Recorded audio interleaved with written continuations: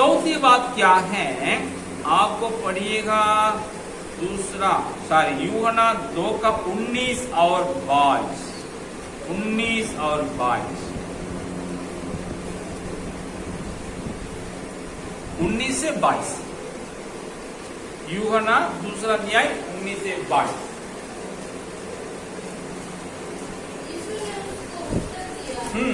इस मंदिर को ढा दो और मैं इसे 3 दिन में खड़ा कर दूंगा।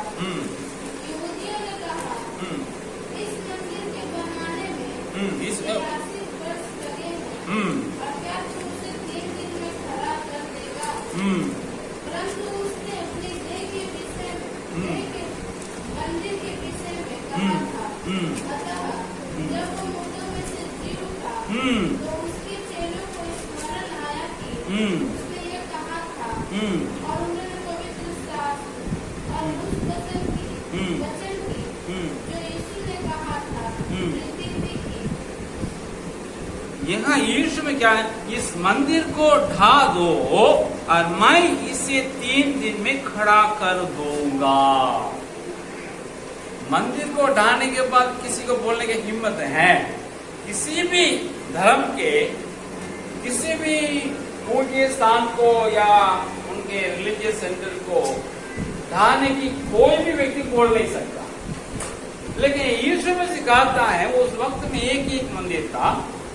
उन लोग क्या बोलते हैं हिंदी में, कबूतर बेचे, पैसा का लेन देन किए, यीशु में से जाकर के सबको मारा था कोड़े से। तो उस समय उन लोग पूछ रहे हैं, तुमको हम विश्वास करने के लिए क्या चिन्ह हमको दिखा रहे? यीशु मसीह कहा, ये चिन्ह, इस मंदिर को ढा दो, मैं उसे 3 दिन में क्या करूंगा? खड़ा कर दूंगा। तो उन लोग समझ गए ये मंदिर के बारे में बोल रहा है, जब यीशु मसीह उस मंदिर के बारे में नहीं, अपने देह के बारे में, अपने मृत्यु और अपने पुनरुत्थान के बारे में कहा। अब है आप लोग यरूशलेम मंदिर में इकट्ठे हो रहे हैं, मतलब मनुष्य के लिए एक ही एक मंदिर है, वो है यरूशलेम में। परमेश्वर वही वास करता था, उसका नाम का वासस्थान वही था। अब यीशु में ये वाक्य क्या कर रहा, बदल रहा है। मेरे पास आने के लिए नहीं, मैं तुम्हारे पास आने के लिए चाहता हूं। यही तो अदन की वाटिका में हुआ, इंसान के पास परमेश्वर गया, बात कर रहा, वही भाग रहा है, फिर उसको वापस करने के लिए परियोजना बनाया, उसके तहत यीशु मसीह चले आया। यीशु मसीह ने कहा, मैं खोए हुओं को ढूंढने के लिए और उसे उद्धार करने के लिए आया। तो हमारे परमेश्वर ढूंढ कर आने वाला पर, इसलिए वो लोगों को लेकर मेरे पास आओ, तुम तीर्थ यात्रा करके। उन लोग वही चाहते थे, साल में 3 बार जाना था, पूरे इस्राएल से यरूशलेम जाना था, वो तीर्थ यात्रा था। हर धर्म ये है, लेकिन आप यीशु मसीह चीज को बदल रहा है। अब ये मंदिर है, यहाँ परमेश्वर वास करता है, मैं यहाँ वास करता हूँ, लेकिन अब है मैं इसको बदल रहा हूँ। एक सिंगल टेम्पल नहीं, अकेला मंदिर नहीं, एक क्षेत्रीय मंदिर नहीं, लेकिन एक यूनिवर्सल, एक ग्लोबल, एक सर्वभौमिक, विश्व भर का मंदिर परमेश्वर बनाने के लिए चाहा। और सिर्फ यहूदियों के बीच में नहीं, लेकिन सारे लोग के बीच में परमेश्वर वास करने के लिए मंदिर बनाने के लिए सोचा, योजना बनाया। वही है यीशु मसीह की मृत्यु और उसके पुनरुत्थान। जिस दिन यीशु मसीह मारा जाएगा, उनका कुर्बान किया जाएगा, बलिदान किया जाएगा, यीशु में जब बोलेगा समाप्त हुआ, क्या लिखा हिंदी में, पूरा हुआ, तो वो पूरा हुआ। उस दिन का जो बहुत बड़ा लंबा चौड़ा पर्दा नीचे से नहीं ऊपर से पटा, मतलब परमेश्वर फाड़ दिया ताकि मनुष्य ये पर्दा उस तरफ जा सके जहां परमेश्वर का अनुग्रह का सिंहासन, वहां कोई नहीं जा सका मात्र एक महायाजक। हाँ, परमेश्वर फाड़ दिया, जाओ अंदर सब कोई। अब ये मंदिर नहीं मेरा वास करने का स्थान है, हमारे शरीर। यीशु मसीह जब जीव उठा है ना, तब से लेकर के परमेश्वर किसी मंदिर में नहीं, लेकिन उनको चाहने वाले, उन पर विश्वास रखने वाले व्यक्ति के शरीर में वास करने के लिए अब मंदिर कहाँ है? आप हैं आज मैं। एक एक व्यक्ति परमेश्वर के आत्मा वास करने का मंदिर तब्दील हो गया। आप उनको बुलाइए ना बुलाइए अलग बात है, आप उनको साथ रखे या ना साथ रखे वो अलग बात है, लेकिन जिस दिन यीशु मसीह का पुनरुत्थान हुआ, यीशु मसीह उठा, उसी दिन यरूशलेम का मंदिर का चैप्टर क्लोज और हम लोग का चैप्टर शुरू। इसलिए यीशु मसीह का वो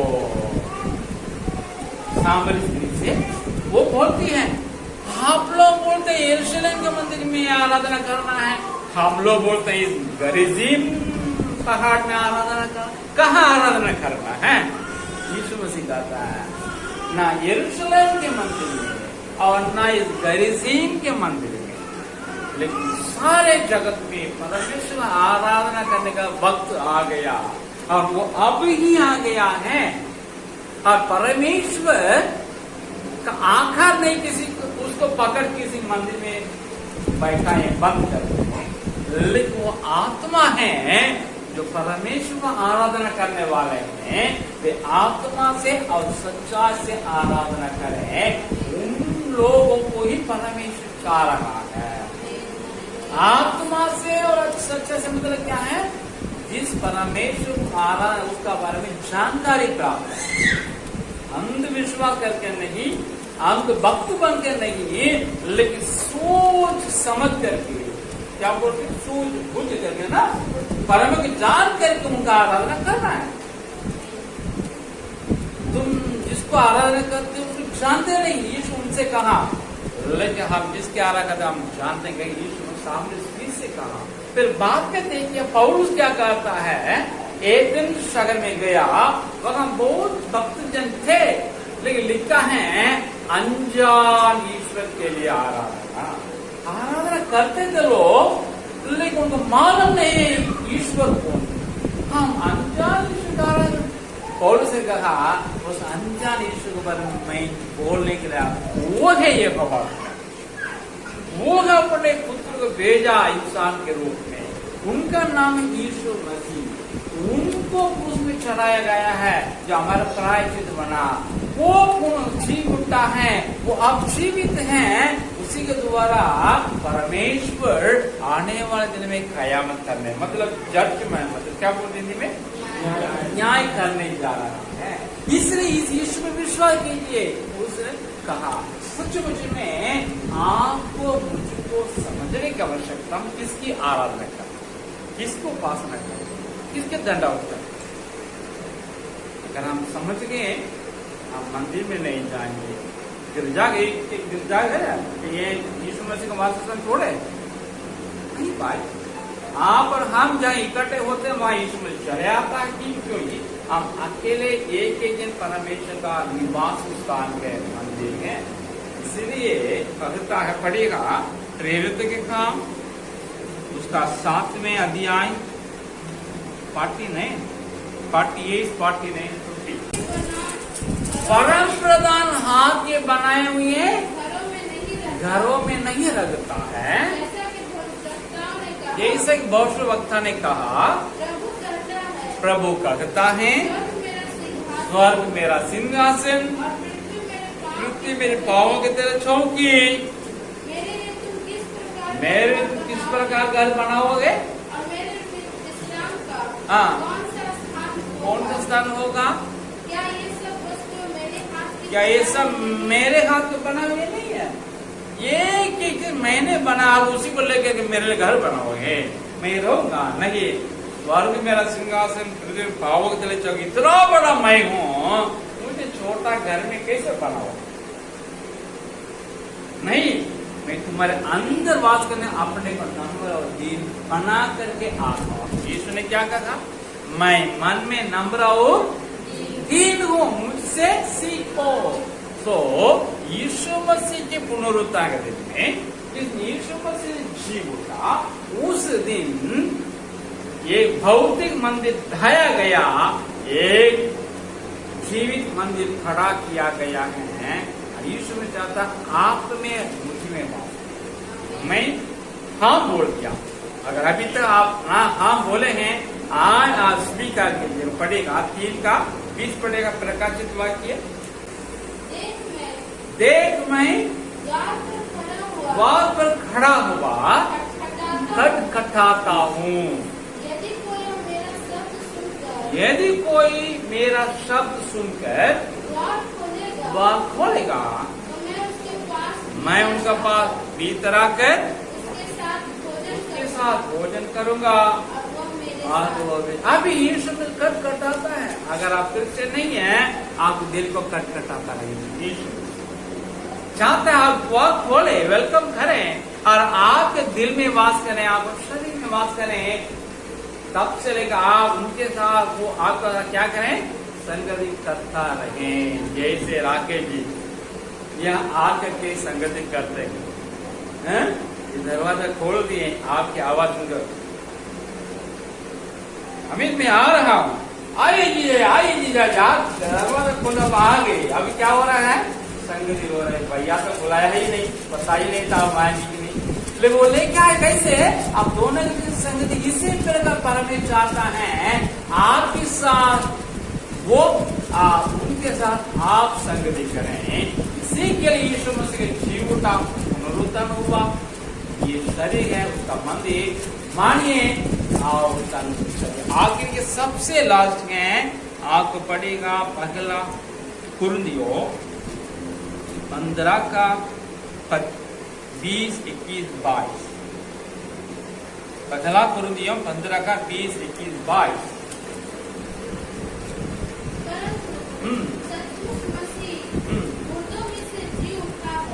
सचमुच में यीशु मसीह मुर्दों से जी उठा है, और जो सो गए थे उनमें वो पहला फल हुआ। हाँ, जब मनुष्य के द्वारा मृत्यु आई, उस मनुष्य के ही द्वारा मरे हुआ का पुनरुत्थान भी आया। यीशु मसीह जी उठने के कारण आपका पुनरुत्थान आ गया है। अब क्या है? पहला थिस्सलुनीके 4 का 13 से 16 में लिखा है, जितने लोग मरते हैं क्रिश्चियन विश्वासी बनते हैं, वे सो रहे।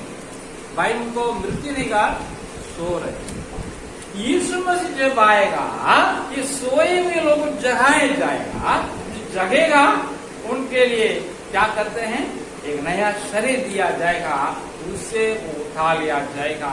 यीशु मसीह के साथ मुलाकात आए।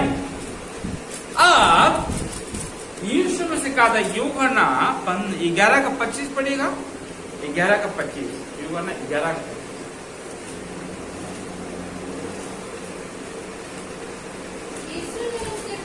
हाँ, पुनरुत्थान और जीवन मैं ही हूँ,